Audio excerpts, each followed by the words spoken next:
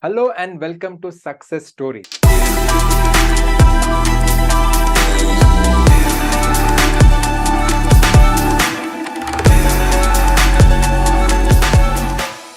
Success Stories is that show where we talk to CS students of Excel Academy on how they passed CS exam, and they will tell you some tips which will help you in your journey to write the CS executive or professional as the case may be.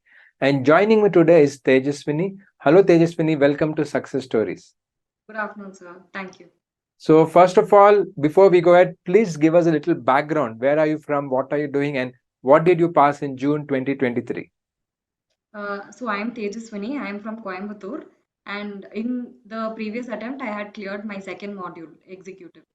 Very good. Excellent. So this time, especially, lot of students said that corrections is not right or it is very strict correction. In that you have passed. So how does that make you feel in such a attempt you have passed? It makes me feel really good. Finally, all the hard work has paid off. Okay. So are you going to college or finish degree or what's your I background? have just, I am an undergraduate, sir. I am a BCom graduate, and I have joined my training. After completing the second group, I have joined for my training as well. Very good, very good. So now for everybody who's watching this, they would like to know the marks which you have got. Do you remember the marks you have got? Uh, I remember I got exemption in two papers, so I remember that. Yeah, please Uh, tell us about that so that we can discuss about that itself. Sure. So in corporate and management accounting, I scored 62, and in financial and strategic management, I scored 59, just 1 mark to an exemption. And the other papers around it was around 50, 49 and 53, I think. Okay, SLCM and okay. EBCL. Good, good. Okay. If not the exact number, you know the overall marks which you got, which is really good. And this is the benefit. Once you do well in one or two subjects, other subjects, even if you get 40, 45, 50 within that also, it will compensate, and that is the advantage. So about these two subjects, a lot of students find it difficult. So what did you do differently to make it so easy for you to score 59, 62, etc.? Sir, actually, starting off, I thought I should focus more on the theoretical papers and MCQ anyway, I'm going to score 50. But then going with the syllabus, I understood after attending Vikas sir's class, I understood that MCQ is actually really easy to crack. And with the right amount of practice, scoring an exemption that is only going to give us a better chance of clearing the group itself. So I worked out a lot of problems, and for theory, I would especially like to thank Vikas sir because I never went through theory in the module at all. I only listened to his classes, and whatever he had told us, he explained in a very logical manner. So from that particular topic, whatever question was asked, we were able to answer. So that kind of help I got for the theoretical aspect. So it gave me more time to focus on the sums. So I worked out a lot of sums. So I did. This is how I scored exemption in the objective type papers. Okay, okay. Because students always find that difficult. That is why I asked you. Now tell us a little bit about the EBCL because that's such a big subject. What was the thing you did for EBCL? So EBCL, as you have mentioned, sir, the syllabus is very vast and it is quite difficult to remember everything that we are studying. So what I did was I started off with the first part A, because that was entirely new to me. I hadn't come across that anywhere else, even in my BCom or even in 11th and 12th. I haven't come across that. It was totally new. So I started with that. So the first major portion of my preparation went in that. After that, I went to Competition Act because Part C, Partnership Act, and all the business laws and everything, I had an idea because in BCom and even in 11th and 12th, somewhere here and there we had seen it. So I thought I should give my attention to the first part and the Competition Act because Competition Act 25 marks just one chapter. That is like easy for us to remember because it's like a story almost. So that is how that was my approach towards EBC. Okay, very good. Now, during your studies, did you have college or you were only fully into company secretary studying? What were you doing? I was in the final year of college during my examinations. So I was also going to college and finished the What was subjects. your college timings? 8:30 to 4:30. So that's like entire day, correct? Yeah. So I think that's even more important because when you are occupied 8:30 to 4:30, so obviously morning you have to get ready, go to college and all. Then 4:30 means you just can't immediately come home immediately, right? You take some time to travel or spend some time with friends, and all of that is very normal. So it's like going for a full-time job, like whole day you're outside, or going to full college. So with this, how did you study? I'm asking this because many students, they see some success story. We have all kind of students. Some students like you, along with college. Some students uh, are full-time students. So the college student will say, "Oh, he's full-time student. He can study or she can study. I cannot." But you have been a degree student going 8:30 to 4:30 and still you passed. So tell us your schedule.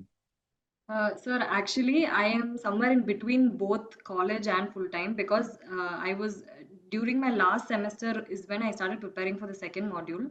So at that time, my semester exams were over and we had some project work going on. So college, I went to the entire preparation around 2-3 months. I had to go to college. The remaining months I was at home like a full time Good. student. Okay. So when I went to college, my schedule would start very early. I woke up early in the morning. Some people prefer to study late at night, but somehow for me, early morning works best. Uh, So I always wake up early in the morning and I study and I go to college. Once I'm back from college, I'm very tired, so I don't have time to study in the evening. So it's either I study in the morning or I don't. But once uh. I finished college, I dedicated around 8 hours a day. I made it a point to at least study 8 hours a day once college was done. And this 8 hours, how did you divide? Because this is also a lot of students ask this. Should I study one subject, two subject, three subject, and within that simply study or any other technique you use? What did you do in this 8 hours every day? So this 8 hours actually I actually estimated for 9 hours a day, but somehow that never happened. So I could only study 8 hours a day. So the That is first not block, bad. Eight is quite a lot. Many people don't study. Yeah. so I started off in the morning. The first block was before breakfast. So morning I wake up at 4:30. I sit by 5. So 5 to 8 is my first block. So that first block, I always go for the core papers. Like in the second module, SLCM, Securities Laws, that is one of our main toughest papers. So I Mm. always sit. The first block is always for SLCM, and then I go for breakfast, and then I come back by 10:30. I sit for the second block, next 3 hours. So this next 3 hours I spend towards MCQ paper because the first half was kind of very heavy to understand and process. I go for a lighter thing for the MCQ. I solve problems because there is no memorizing there. And then after lunch I take a nap because by this time I'm kind of like too much is going on and everything. So I take like a half an hour power nap, and then I come back and again same 2 blocks I do in the evening as well. Evening also I focus on right after the nap I go for a core paper, either EBCL or SLCM, and after that in the evening after like tea or whatever I go for the MCQ paper. Good. So it's not even like too much pressure. The way you have told, it's nice gaps Yeah. you're taking. You're having a short nap after lunch. So that balance is equally important. Some students feel we should study 12 hours, 14 hours. It's really not possible. Even if you study, quality will be less. Like let us say somebody sit for 14 hours. I'm not saying that they should not. If they can, very good. But I don't know how they can focus so much for so many hours. So I think what Tejaswini has shared is something which is very practical and you can definitely try for somebody who's watching this. As we were talking, we brought about the topic of SLCM. SLCM can be studied if the student has a good base of company law, correct? So now tell us about your overall SLCM. When first you saw the book, how did you feel? And then how did you approach that? Because when you see it, it just looks like so many regulations and nothing is simple. Sir, SLCM, like you said, the first time I saw the module, I didn't understand anything. I had no idea at all how to go about. But the first group, when I actually applied for both groups together, so I got all the 8 books at once. So as usual, when we get our books, we are very curious. I went through all the chapters in all papers. At that time, SLCM, I was very scared. So I decided not to go for the second module. I'll go for the first module. Once I cleared the first module, Like you rightly pointed out, if you're strong in company law, SLCM is going to be easy for you because more or less there is a link somewhere in between. So that is how I approach in company law as well. It was one of my favorite subjects in this whole course. So for me, because I like company law, SLCM was also nice to study. Uh, like you said, memory elements, a lot of memory elements are there in LODR, ICDR, and all. Hmm.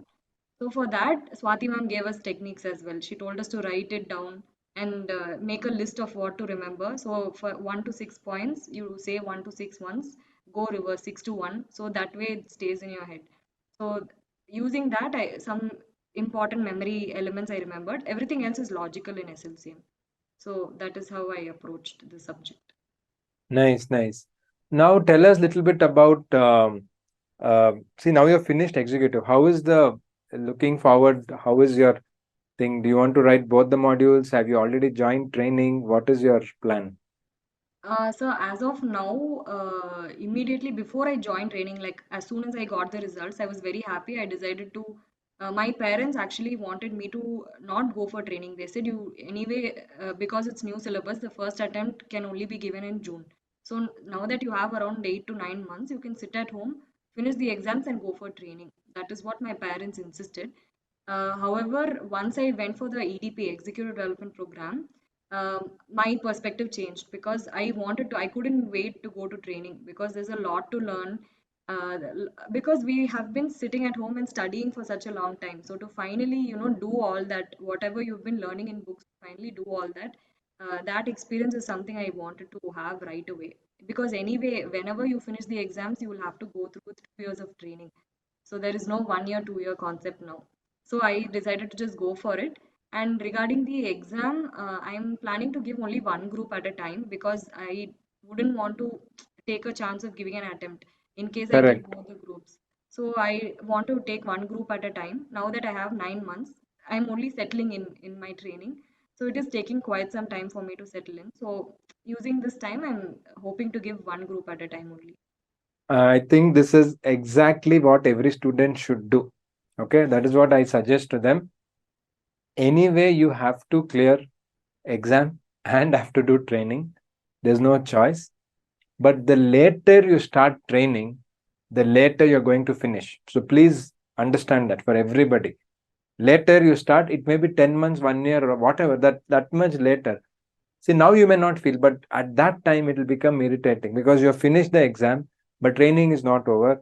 You're getting a stipend, you want to go get a salary. So all these kind of things will be happening in your mind. And one group at a time, you can actually plan it in a very easy manner, even with working. And let us say for some bad luck, you'd miss one attempt or you would fail in one attempt. Still, I'm telling not for Tejaswini, for everybody who's watching this, she is confident to pass in first attempt. Even if that happens, in 21 months' time, you will go to exam 3 times.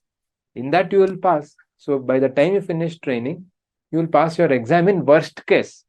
In best case scenario, middle of training itself, you will finish the CS professional program, and that is the plan which Tejaswini is sharing. So now, how was now little bit about apart from studies? We'll come to when you took company secretary course. How did your family look at it? And now that you're past executive, how are they reacting? Sir, actually, doing this course, this was entirely my decision. My parents, my family, they've always told me to, be sure about what I want to do. They never told me do this, do that. So choosing commerce group and choosing CS course, everything was my own decision. And they stood by me through all my decisions. They supported me through it all. They did have, when I was doing college and doing CS, it was getting very hectic at one point because in college also I was into a lot of extracurricular and everything as usual in college. So I barely had any time for myself. So they were getting a little worried, but once I cleared my executive exams, it all was worth it. So they were really happy that I finally cleared the exams. And more than me, I think my mom was very excited to see my results.